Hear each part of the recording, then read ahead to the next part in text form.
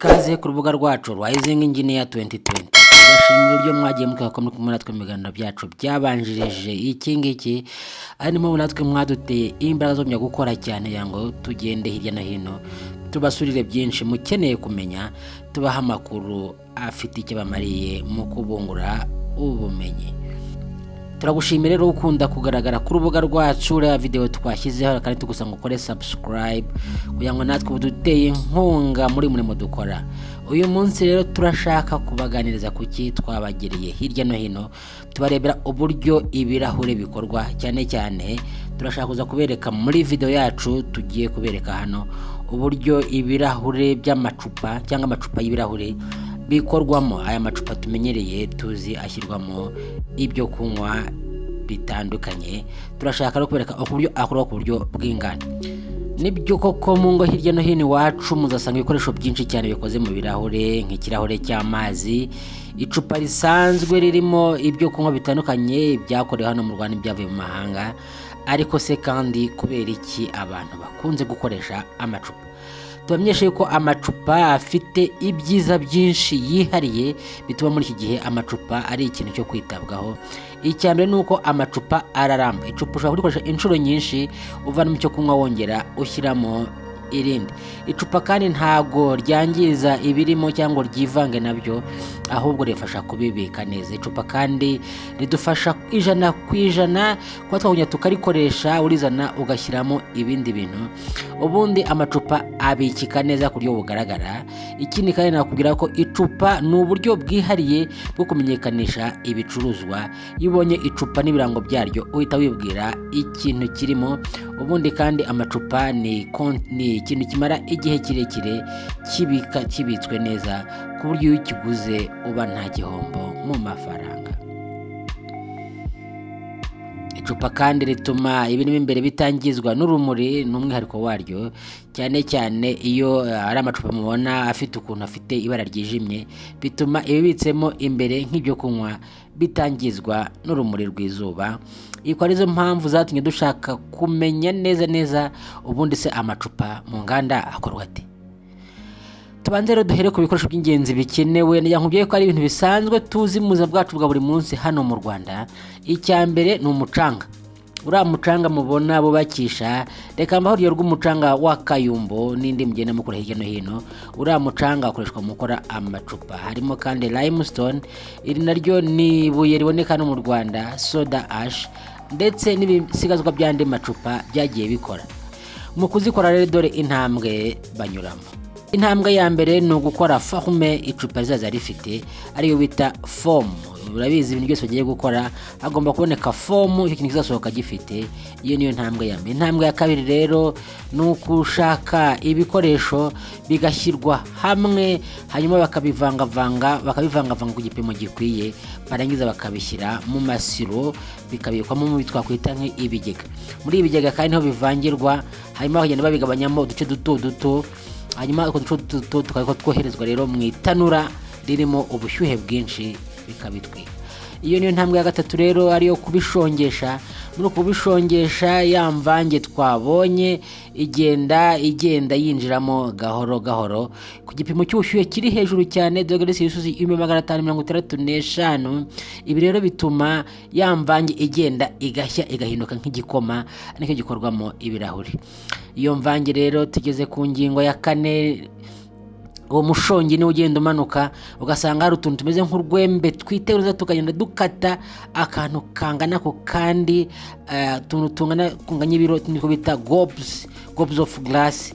Hanyuma rero uwo mushongi ni ugenda ukajya muri ya forme twabonye bakoze kare kuri etape ya mbere, hanyuma bigahita bikora icupa. Muri forme rero wa mushongi twabonye winjiramo, haba hari utukoresho tundi tuyobora neza nta kwibeshya. Wa mushongi ukaza ukajya muri ya forme bateganyije, bikinjiramo bishyushye. Hanyuma aha niho icupa rero rikorerwa, bihereye ku munwa w'icupa. Niyo mpamvu mubona iminwa y'amacupa ibikomeye cyane, niyo yumishwa mbere na mbere, hanyuma n'igice gisigaye cyo hasi kikaza kuvamwo icupa ari ryo riza kugenda kajya ku ruhande. Iryo cupa rero hano imashini zoherezamo umwuka imbere kugira ngo nyine tubone hari imbere harimo ubusa, harimo vide, ariho nyine hazajyamo ibinyobwa cyangwa ibindi bintu bazapfunyika mu icupa cyangwa se mu kirahure. Hanyuma rero iyo ibingibi birangiye kandi abaho kubigenzura bakareba yuko bikoze neza, yuko nta bibazo bihari, kugira ngo nyine batange ibintu bifite carte imwe yo hejuru. Reba rero ukuntu ifata umunwa iriya mashini, hanyuma buriya imbere igahoha, urabona ko icupa risohokamo rishyushye, ryagera hanze rero rikabona umwanya wo kugenda ritakaza ubushyuhe, ariko gahoro gahoro gahoro. Kurikira ahangaha na Rising Engineer 2020. Nakubwiye rero ngo iyi cupa rimaze gukorwamo imbere, imashini yoherezamo umwuka, nyuma umwuka rero utumamo imbere hazamo kiriya kintu tubona imbere nk'ahantu ho gushyiramo ibyo kunywa bikenewe. Iyi cupa rero rirangije gukorwa, icupa ryacu turarifite, noneho imashini irarisunika rikagenda gahoro gahoro, ariko rigenda ritakaza ubushyuhe gake gake gake gake, kuko bitabaye ibyo ngibyo icupa ryakwangirikara. Buriya icupa riva muri iriya mashini rifite stress nyinshi cyane kubera ubushyuhe biba byakorewe. Urumva dogere Celsius irenga 1550, ni ibintu byinshi cyane byinshi cyane. Bisaba rero ko icupa riza kugenda gahoro gahoro ritakaza bwa bushyuhe ryari rivanye mu mashini.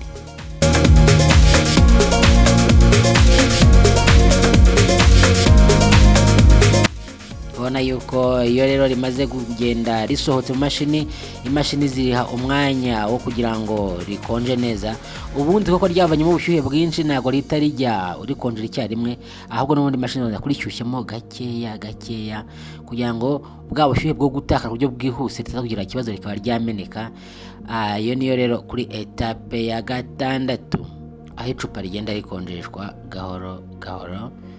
Aha kandi niko imashini zisuzuma yuko amacupa yacu ari mazima, ndetse n'abakurikirana mu ruganda yuko nta kibazo. Urabibona hariya ryavuyemo rishyushye rihinda umuriro, imashini arisunika gahoro gahoro. Urabona ko yabanje kurifata, ibanje gutuma rigabanya ubushyuhe ryari rifite hariya buhoro buhoro, ubundi irarisunika.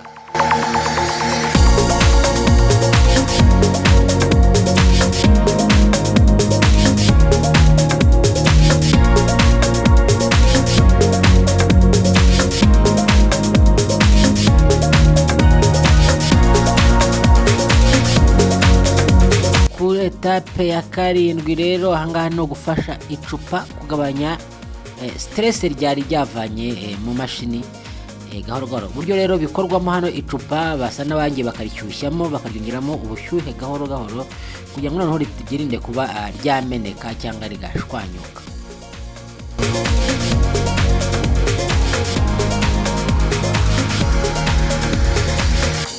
Nyamuneka kora subscribe kugira ngo dukomeze tubane nawe buri munsi.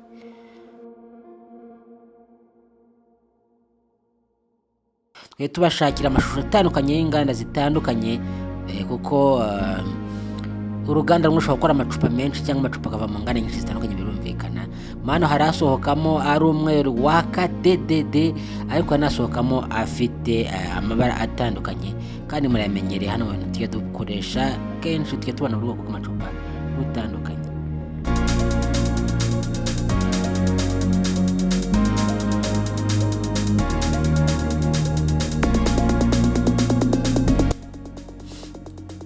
Kuri etape ya 8 rero hazamo uburyo bwo gufasha amacupa kugira ngo bayatereho bayakonjeshe neza, ariko kandi banayatereho umuti utuma atazajya akoboka. Ari ukuntu ufata igicupa kumva kirahanda kirakoboka, buriya ntabwo riba ryarakozwe neza. Ahangaha rero mu ruganda batera akantu gatuma umuti spray, bigatuma noneho icupa wumva kanoze kanyerera, ari akantu kameze neza. Iri rero kuri etape ya 8.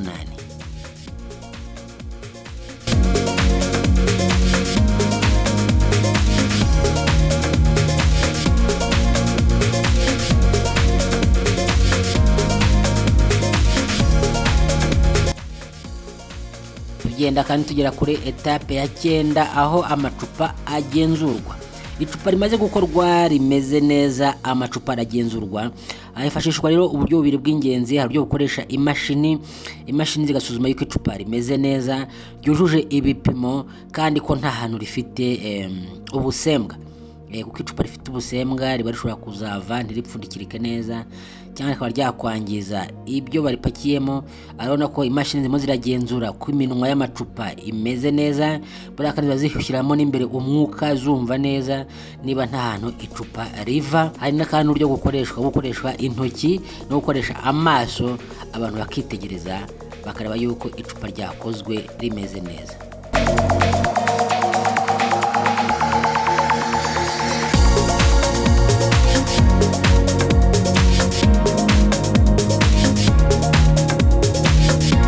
Urabona yuko iyo basanze icupa rifite ikibazo cyangwa imashini zibonye icupa rifite ikibazo, aya macupa afite ikibazo ahita avanwa mu yandi akagenda bakayajugunya mu madeshe. Ayo ngayo bakaza kongera bakayasya, akazagaruka mu gukoreshwa nk'uko twabibonye ko mu bikoresho by'ibanze haba harimo n'ibimene by'amacupa.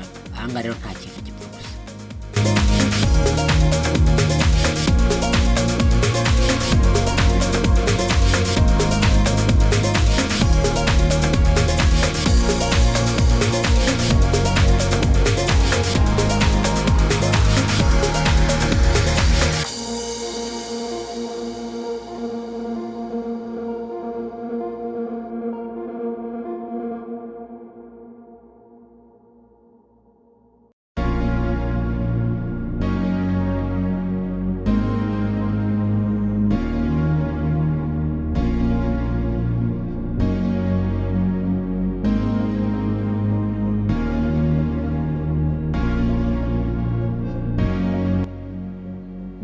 Iyo rero amacupa amaze kugenzurwa bagasanga ari mazima, hakurya y'igikorwa cyo kuyapakira naho haba harimo ubuhanga bukoreshwa.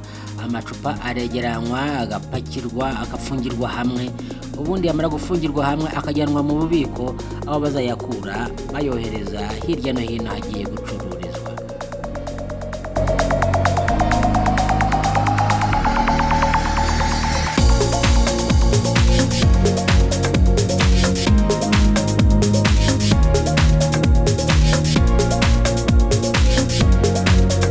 Ibyo rero ngayo nguko dore uko amacupa akorwa, nta bindi bintu birenze cyane ibyo ngibyo.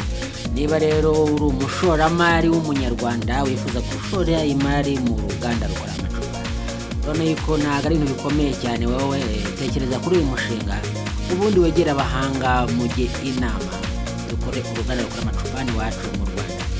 Kandi ntugende udakoze subscribe kandi ukora share kuri iyi video bereka abandi bantu, ubundi tubane tubona ubumenyi hamwe na Rising Engineer.